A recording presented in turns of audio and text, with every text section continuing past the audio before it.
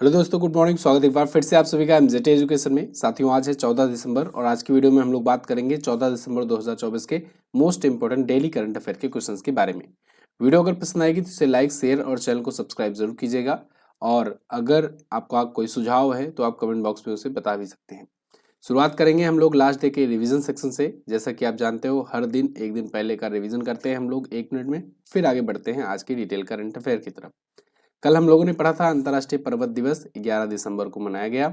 इसके अलावा यूएई के दुबई में दुनिया की सबसे बड़ी सोने की ईंट लॉन्च की गई। इसका वजन 300 किलोग्राम से ज्यादा था। गोरखपुर में सितंबर 2025 तक अपशिष्ट प्रबंधन के लिए भारत का पहला शहर सह शिक्षण केंद्र बन जाएगा, जो अपशिष्ट प्रबंधन के बारे में अवेयरनेस फैलाएगा और एजुकेशन प्रोवाइड करेगा। लोकसभा में रेलवे संशोधन विधेयक 2024 पारित किया गया है। और अभी हाल ही में मिली जानकारी के अनुसार बिहार का लिंगानुपात जन्म के समय 882 हो गया है, घट करके 18वां विश्व चेस चैंपियनशिप डी गुकेश ने जीत लिया है। ये सबसे कम उम्र के चेस चैंपियन बन गए हैं दुनिया के। फार्मूला 2 कंस्ट्रक्टर चैंपियनशिप का खिताब कुश मैनी ने जीत लिया है। इसके अलावा मध्य प्रदेश में 5000 से ज्यादा आचार्यों ने गीता का पाठ करके गिनीज वर्ल्ड रिकॉर्ड बनाया गीता जयंती के अवसर पर। और एंग ली ये 2025 के लिए डीजे अवार्ड में लाइफ टाइम अचीवमेंट अवार्ड से सम्मानित किए जाएंगे। नई शहर योजना के तहत 8 नए स्मार्ट सिटीज बनाए जाएंगे, विकसित किए जाएंगे। इसके लिए 8000 करोड़ सैंक्शन किए गए हैं। ये टॉप 10 करंट अफेयर के क्वेश्चंस थे कल की वीडियो से, जिनका आपने 1 मिनट में रिवीजन किया है। अब आज की करंट अफेयर हम लोग पढ़ेंगे डिटेल से, लेकिन उससे पहले मैं एक बार फिर से आपको याद दिला दूं दोस्तों, आज आखिरी मौका है। 14 दिसंबर, 13 और 14 दिसंबर 2 दिनों के लिए था ऑफर। 14 दिसंबर आज आखिरी मौका है जब आपको yearly text book pass pro मात्र 395 में मिल रहा है। पिछले एक साल में सबसे कम प्राइस है ये। तो अभी तक जितनी बार प्राइस ड्रॉप होती थी 449 तक आता था, इस बार 395 तक आया हुआ है। तो आप एमजेटी कूपन कोड यूज करके इसका फायदा उठा सकते हो। ध्यान रहे, कोई और कूपन कोड यूज करोगे तो 10% ही डिस्काउंट मिलेगा। एमजेटी कूपन कोड यूज करोगे तो 12% का आपको डिस्काउंट मिलेगा। लिंक डिस्क्रिप्शन में दिया गया है, आप वहां पर जा करके इसका ऑफर का फायदा उठा सकते हो yearly text book pass pro join करके। पहला क्वेश्चन, निम्न में से कौन सा दिवस 12 दिसंबर को मनाया गया? तो 12 दिसंबर को दो महत्वपूर्ण दिवस मनाए गए, अंतर्राष्ट्रीय तटस्थता दिवस और अंतर्राष्ट्रीय सार्वभौमिक स्वास्थ्य कवरेज दिवस। उपरोक्त दोनों ऑप्शन आपका करेक्ट होगा। एक एक करके दोनों के बारे में समझते हैं। इंटरनेशनल डे ऑफ नेचुरलिटी या अंतर्राष्ट्रीय तटस्थता दिवस, इंटरनेशनल डे ऑफ न्यूट्रलिटी या इंटरनेशनल न्यूट्रलिटी डे, ये 12 दिसंबर को मनाया जाता है। ये संयुक्त राष्ट्र के द्वारा मनाया जाता है, मतलब यूएन के द्वारा भी ये अप्रूव्ड है। तो ये अंतर्राष्ट्रीय संबंधों में तटस्थता के लिए, न्यूट्रलिटी के लिए अवेयरनेस फैलाने के लिए मनाया जाता है प्रत्येक वर्ष। 12 दिसंबर 2017 से इसकी शुरुआत हुई थी। बहुत ज्यादा इंपॉर्टेंट डे नहीं है, बस ध्यान रखना है आपको। दूसरे दिवस की बात करें, international universal health coverage day, ये भी 12 दिसंबर को मनाया जाता है। अंतर्राष्ट्रीय सार्वभौमिक स्वास्थ्य कवरेज दिवस, ये भी संयुक्त राष्ट्र के द्वारा अप्रूव्ड है और संयुक्त राष्ट्र के द्वारा एक प्रकार से मनाया जाता है। इस बार की थीम रखी गई है health it's on the government. ये इंपॉर्टेंट थीम है, याद रखना। 2012 से इस दिवस को मनाए जाने की शुरुआत हुई है। क्लियर है? आगे, कौन सा राज्य या केंद्र शासित प्रदेश खेलो इंडिया विंटर गेम 2025 की मेजबानी करेगा? तो खेलो इंडिया विंटर गेम्स 2025 की मेजबानी इस बार जम्मू कश्मीर और लद्दाख दोनों जगहों पर की जाएगी। तो उपरोक्त दोनों ऑप्शन आपका करेक्ट हो जाएगा। एक स्टेज में लद्दाख में आयोजित होगा, दूसरे स्टेज में जम्मू कश्मीर में आयोजित होगा खेलो इंडिया विंटर गेम्स। ठीक है ना? विंटर गेम्स में क्या होता है, विंटर लेवल के विंटर के गेम्स खेले जाते हैं, जैसे कि आइस हॉकी हो गया या मतलब जो भी बर्फीले क्षेत्रों में खेले जाने वाले खेल हैं, वो वाले खेल यहाँ पर खेले जाते हैं। नॉर्मल खेल यहाँ पर नहीं होते हैं। ठीक है? जो विंटर वाले गेम्स होते हैं, जैसे विंटर ओलंपिक्स में जाकर के उन्हें खेलना होता है, वही वाले यहाँ पर होते हैं। तो आइस इवेंट होगा जो पहला, वो 23 से 27 फरवरी लद्दाख तक होगा, लद्दाख में। और दूसरा स्नो इवेंट होगा दूसरे स्टेज में, जो 22 से 25 फरवरी जम्मू कश्मीर में होगा। खेलो इंडिया विंटर गेम्स की शुरुआत वैसे 2020 से हुई थी। खेलो इंडिया गेम्स का ही यह भी हिस्सा है, खेलो इंडिया गेम्स का। खेलो इंडिया गेम्स 2018 से शुरुआत हुआ, आगे चल करके इसका नाम खेलो इंडिया यूथ गेम किया गया और फिर इसके कई पार्ट्स निकलने शुरू हुए। खेलो इंडिया यूनिवर्सिटी गेम शुरू हो गया, खेलो इंडिया यूनिवर्सिटी गेम्स शुरू हो गया। इसके अलावा खेलो इंडिया विंटर गेम शुरू हो गया। खेलो इंडिया अब तो पैरा ओलंपिक के लिए भी आने लगा है, पैरा गेम्स शुरू हो गया है एक प्रकार से। तो खेलो इंडिया गेम्स जो है ये खेल और युवा मामलों के मंत्रालय के द्वारा आयोजित किया जाता है और ये प्रत्येक वर्ष आयोजित होता है। ठीक है, तो ऐसे ही इसी तर्ज पर खेलो इंडिया विंटर गेम्स भी होता है। आगे, हाल ही में किसने नेपाल के जनरल अशोक राज सिगडेल को भारतीय सेना के जनरल की मानद रैंक प्रदान की?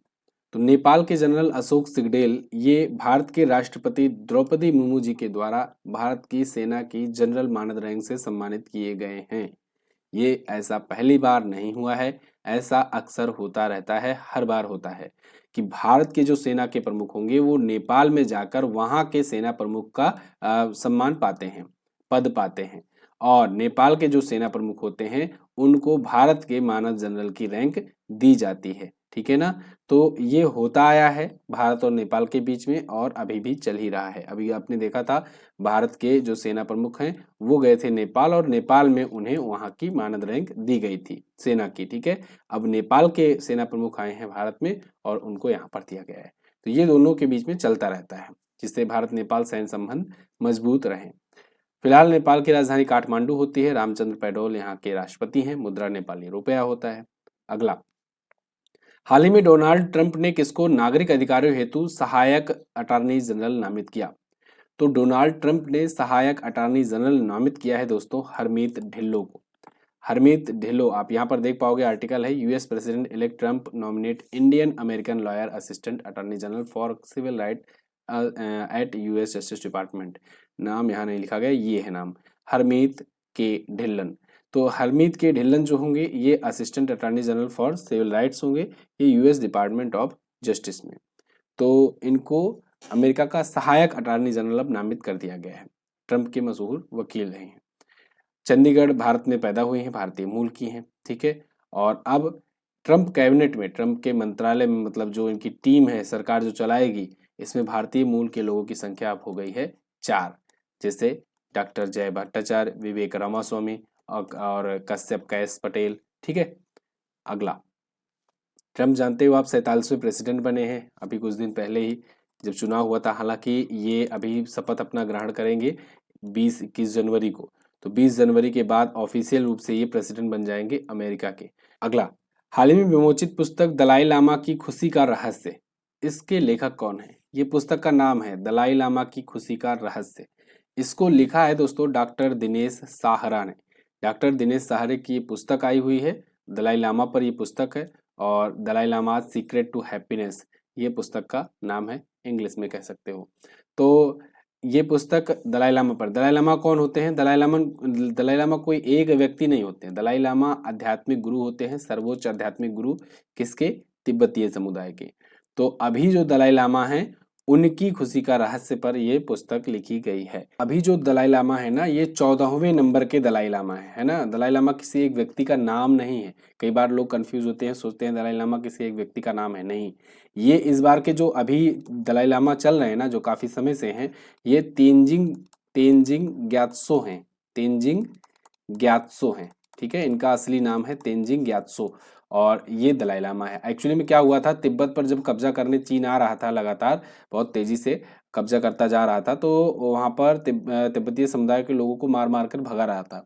तो वो लोग भाग करके आए, उनमें से दलाई लामा भी भाग करके आकर के हिमाचल प्रदेश में बस गए थे। ठीक है, हिमाचल प्रदेश में इनका एक पूरा एक समझ लो कि क्षेत्र दिया गया है इन लोगों के लिए, तिब्बतीय लोगों के लिए। तो वहां पर ये लोग रहते हैं अपने भारत में शरण लेकर के।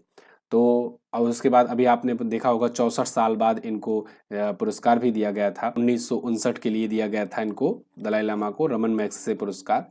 और रमन मैग्सेसे वही पुरस्कार है जिसे अपना एशिया का नोबेल कहते हैं, तो वो दिया गया था इनको। अगला, दिल्ली सरकार द्वारा मुख्यमंत्री महिला सम्मान योजना के तहत कितने रुपए की मासिक सहायता दी जाने की मंजूरी मिली है? तो दिल्ली गवर्नमेंट के द्वारा, या कहें दिल्ली के सीएम के द्वारा, जो कि है आतिशी मारलेना।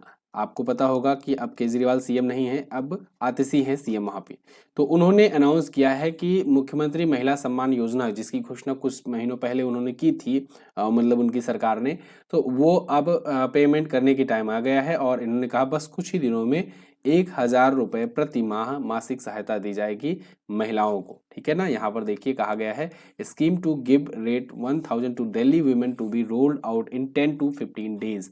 10 से 15 दिनों के बीच में अब रोल आउट कर दिया जाएगा। मुख्यमंत्री महिला सम्मान योजना के तहत 1,000 रुपए दिए जाने हैं, महिलाओं को दिए जाने हैं 18 वर्ष से ऊपर की महिलाओं को। लेकिन कुछ और कंडीशन है, जैसे दिल्ली की अस्थायी निवासी होनी चाहिए, परिवार की वार्षिक आय उसके 3 लाख से अधिक नहीं होनी चाहिए, आवेदक महिला होनी चाहिए और उसकी आयु 18 वर्ष या उससे अधिक होनी चाहिए। ये सरकारी कर्मचारी या करदाता नहीं होना चाहिए और पेंशन नहीं होना चाहिए। ठीक है। इन्होंने ये भी कहा है कि अभी तो 1,000 दिया जा रहा है, आगे चुनाव के बाद ये बढ़ाकर के राशि 2,100 कर दी जाएगी। अगला क्वेश्चन देखते हैं। पहला भारत समुद्री विरासत सम्मेलन 2024 कहाँ आयोजित किया गया? तो ये आयोजित किया गया नई दिल्ली में। पहला भारत समुद्री विरासत सम्मेलन ये दिल्ली एनसीआर में आयोजित हुआ 12 दिसंबर 2024 को। केंद्रीय बंदरगाह, जहाजरानी और जलमार्ग मंत्री सर्बानंद सोनोवाल ने इसका उद्घाटन किया है। ठीक है, 2 दिवसीय कार्यक्रम था। तो इस सम्मेलन में 4 राज्य सरकारें आई, गुजरात की, गोवा की, बिहार की और अरुणाचल प्रदेश की।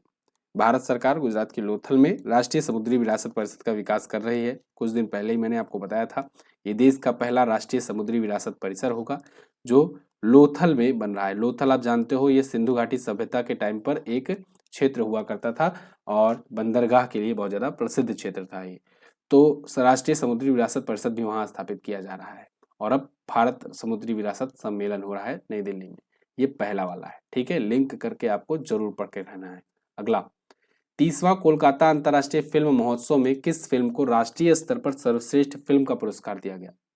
तो 30वां कोलकाता अंतर्राष्ट्रीय फिल्म महोत्सव हुआ और इसमें सर्वश्रेष्ठ फिल्म का पुरस्कार मिला है राष्ट्रीय स्तर पर लक्ष्य को।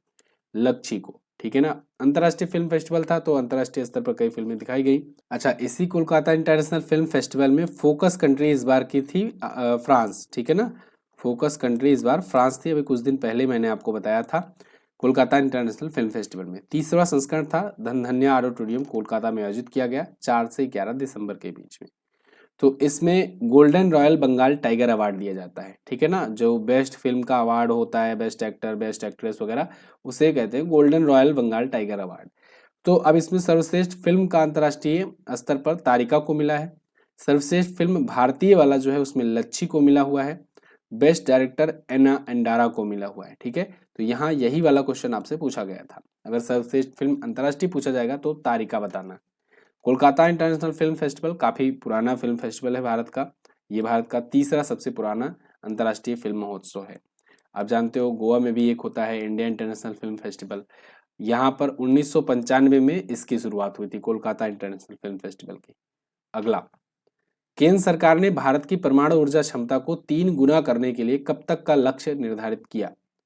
तो केंद्र सरकार ने अभी संसद में घोषणा की है, केंद्रीय मंत्री जितेंद्र सिंह जी ने, भारत की परमाणु ऊर्जा क्षमता बढ़ने वाली है और हम लोग बढ़ा करके करेंगे 2031 तक 3 गुना वर्तमान का। परमाणु ऊर्जा क्षमता की खास बात ये होती है कि ये खत्म नहीं होती जल्दी और लॉन्ग टर्म के लिए, काफी लंबे समय के लिए ये एनर्जी जनरेट करती रहती है।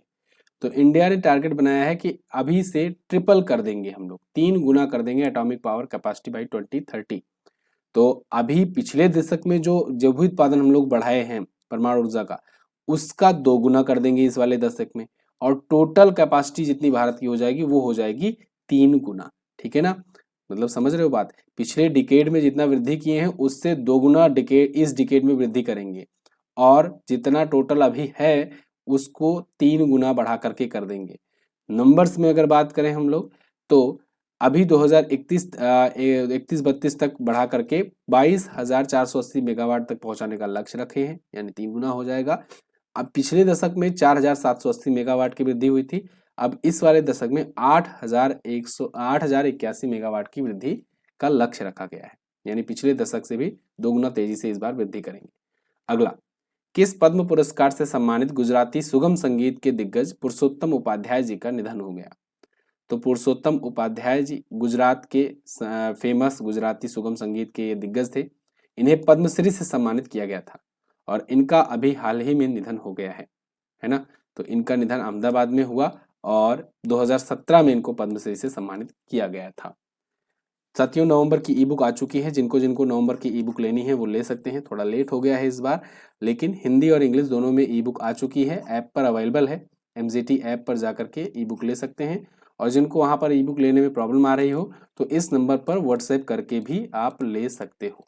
ठीक है ना, तो व्हाट्सएप कीजिए और आप व्हाट्सएप के जरिए भी पेमेंट करके प्राप्त कर सकते हो, नहीं तो MZT ऐप से जाकर आप बिना किसी परेशानी के ले सकते हो। चलिए लास्ट डे के क्वेश्चंस की बात करते हैं। अच्छा ये क्वेश्चन और बच गया है, ICC player of the month का खिताब किसे दिया गया? तो ICC player of the month का खिताब इस बार नवंबर महीने के लिए दिया गया हरीश राउफ को और डैनी वाइट हॉज को। ये हरीश राउफ हैं, ये पाकिस्तान के हैं, और डैनी वाइट हॉज जो है ये इंग्लैंड की हैं। महिला एक और एक पुरुष क्रिकेटर को दिया जाता है हर महीने, इसको बताने की जरूरत नहीं, इसे लास्ट में रखा गया है, बहुत ज़्यादा इंपॉर्टेंट भी नहीं है अब आज के टाइम पर। तो ICC men's player of the month Harish Rauf Pakistan के बॉलर हैं, डैनी वाइट इंग्लैंड की बल्लेबाज हैं, महिला बल्लेबाज हैं, तो ये महिलाओं के लिए पाई हैं। प्लेयर ऑफ द मंथ की शुरुआत 2021 जनवरी से हुई थी, आईसीसी के द्वारा दिया जाता है। आईसीसी यानी इंटरनेशनल क्रिकेट काउंसिल 1909 में इसकी स्थापना हुई थी। जय शाह इसके वर्तमान में अध्यक्ष हैं जो कि भारतीय हैं, और सीईओ हैं जेफ अलार्डिस, मुख्यालय इसका दुबई में है। क्लियर है ना? चलिए तो अब इसकी क्विज पीडीएफ जाकर के MZT ऐप पर सॉल्व कर लेना, और यहीं ई बुक सेक्शन में जाकर आप ई बुक ले सकते हो नवंबर महीने की। लास्ट डे के क्वेश्चंस की बात करते हैं। लास्ट डे मैंने पूछा था कि शहर को पूर्व का मोती कहा जाता है, तो देखो अगर किस शहर को पूछा जाए तब तो आप हनोई लगा देंगे, और अगर पूछा जाए किस देश को पूर्व का मोती कहा जाता है या पूर्व का मोती किसे कहते हैं, और ऑप्शन में आपको श्रीलंका दिख जाए तब आप श्रीलंका लगाएंगे। ध्यान रहे इस बात को कि पूर्व का मोती जो है वो ज़्यादा फेमस नाम श्रीलंका के लिए ही है, श्रीलंका हमेशा लगाना है आपको। लेकिन ऑप्शन में अगर श्रीलंका नहीं है तो किस शहर अगर दिया गया है तो हनोई भी आप लगा सकते हैं। एक्चुअली में हनोई को पहले कहा जाता था, वियतनाम में हनोई को बहुत पहले कहा जाता था उस टाइम पर, व्यापारियों के टाइम पर, लेकिन अब श्रीलंका को कहा जाता है। WTA 2024 की सर्वश्रेष्ठ युगल खिलाड़ी का पुरस्कार सारा ईरानी और जैस्मीन पाओलिन ने जीता हुआ है। आज आपको क्या बताना है, मुख्यमंत्री कन्या उत्थान योजना का संबंध किस राज्य से है? कमेंट करके बताइएगा, अच्छा क्वेश्चन है। विश्व शतरंज खिताब जीतने वाले पहले भारतीय कौन है, ये भी बताइएगा। तो बस इतना ही रखते हैं वीडियो में, मिलते हैं साथियों अगले वीडियो में, तब तक के लिए नमस्कार, जय हिंद, वंदे मातरम।